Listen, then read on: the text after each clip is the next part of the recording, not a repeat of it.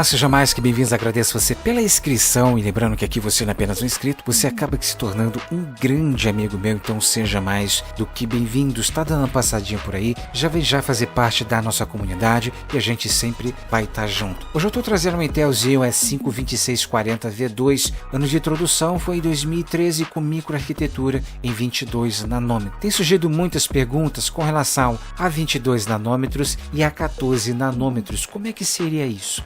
A gente não pode comparar uma arquitetura de 22 com uma de 14, porque o de 14 vai ter núcleos mais aperfeiçoados, vai ter uma tecnologia hyperthreading mais atualizada, você vai ver núcleos trabalhando com mais precisão, você vai ver consumo de energia e uma série de outras coisas, isso tudo por causa da arquitetura. Então, se você vê um processador da linha V1, V2 ou V3 que tem a quantidade exorbitante com relação a núcleos ou thread, não importa, o V4 ele vai ser superior em vários aspectos, tá? Lembrando que nessa linha de processadores a gente tem processador para todo gosto, tanto na linha produtiva quanto na linha de jogos ou naquela linha de dar pau mesmo, de você ficar ali 24 horas com ele ligado para sua empresa. Então são vários tipos de Xeons dentro disso daqui.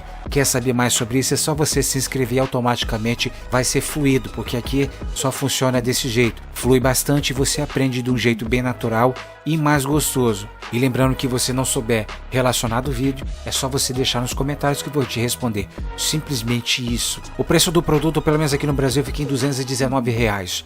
Já para você importar, fica em até R$49. Essa pesquisa feita lá no AliExpress. Tecnologia Hyperthreading possui sim 8 núcleos reais e 16 linhas de instruções. Aqui a gente vê 8 núcleos legítimos, são 8 núcleos reais legítimos da Intel Qualidade Plus e 16 linhas de instruções. Logicamente você vai ter trabalhos mais rápidos, a gente vê também com a combinação, né? A gente tem que ter uma combinação interessante, tanto de chipset relacionado à placa-mãe, utilizar os 4 canais de memória e uma série de outras coisas, respeitar a frequência de memória para que nós tenhamos um desempenho satisfatório e que a gente possa ajudar o processador. Não basta o processador ser bom, você tem que ter um kit que possa ajudar ele para que ele venha transparecer tudo isso que ele está te oferecendo exatamente agora. Tecnologia Turbo Boost, a gente tem um ponto base com 2.0 e o nosso Max chegando até 2.5. 2.5, né? A gente tem um ponto base de 2.0. Quando ele atingir um clock, quando ele suspeitar, opa, eu tenho que fazer o meu melhor, ele pode chegar até 2.5. Não significa que você vai olhar lá no seu gerenciador de tarefas, né? Ou no seu programa aí que você tem para você verificar o Turbo Boost e tal. Não significa que ele vai atingir, ele vai ficar sempre em 2.5. Isso não existe. Eu vejo diversos vídeos no YouTube aqui e muitas vezes eu fico até envergonhado pelo pessoal, né? São canais grandes, acredito que passar um pouco de conhecimento seria mais interessante, tá? Turbo Boost não significa que ele vai atingir essa porcentagem, que ele vai permanecer nessa porcentagem. Em alguns processadores que você for utilizar, pode ser que ele até ultrapasse o 2.5. Já outros processadores da mesma linha, da mesma tecnologia Intel, pode ser que ele nem chega até os 2.4. Então, e se ele chegar até os 2.5, não significa que ele vai manter esses 2.5, entende? Basicamente é assim que funciona o Turbo Boost. A mesma coisa pode acontecer quando você faz aí um overclock, não dá pra gente ficar sempre lá em cima. Assim também acontece com as placas de vídeo quando a gente compra. Memória cache a gente está excepcional aqui, são 20 MB de cache, dá para poder guardar bastante informação, você vai ter realmente um processador de fato um pouco mais rápido relacionado. A gente não está falando de clock, tá? A gente está falando aqui literalmente de desempenho. Questão de desempenho, de clock, de só arquitetura que não, mas o resto tudo vai depender da aplicação que você for utilizar. O controlador de memória que a gente tem aqui é o DDR3 trabalhando até 1600 MHz com o seu limite máximo de 768 GB. Tá? A gente não precisa, como eu sempre falo, utilizar essa porcentagem toda. A gente pode utilizar aí até 64 GB, dependendo da compatibilidade. Se sua placa-mãe te dá suporte para isso. Canais de memória, a gente tem 4 canais de memória, te possibilitando você fazer o quadri-channel.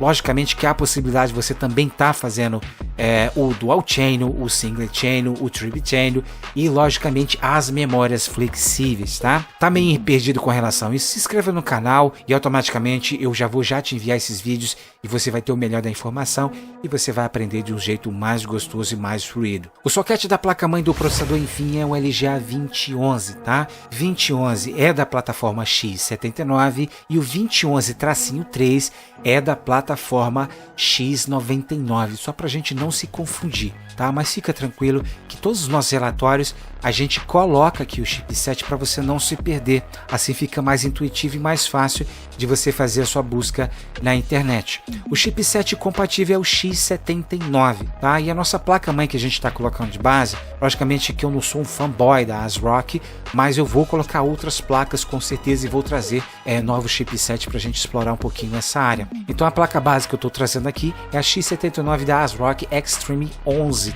Lógico, vou estar colocando aqui para você o link para você ver como base, né, dos processadores que tem. Você olhando pela base dessa placa-mãe, você vai ver o que comporta e o que não comporta relacionado a esse chipset, ok? O TDP dela fica em 95 watts, a gente está falando de dissipação, a gente está falando de TDP, não está falando de consumo energético. Então a gente precisa de um cooler de 120 até 135, dá conta tranquilamente desse processador, tá? Para poder manter ali a refrigeração necessária, a dissipação necessária, para que não agrida ali a central do VRM, para você não perder desempenho de clock, né? A gente já tem um ponto max aqui muito alto, porém se a gente exagerar um pouquinho, né, na temperatura a gente vai perder desempenho. Outra coisa interessante que eu esqueço sempre de falar é gabinete. O gabinete é o núcleo do processamento, né? Você utilizando um gabinete mais ventilado, não precisa de tantas fãs, né? Tantos RGBs aí, não precisa disso não, tá? Utilize só um para poder fazer aquela bela sucção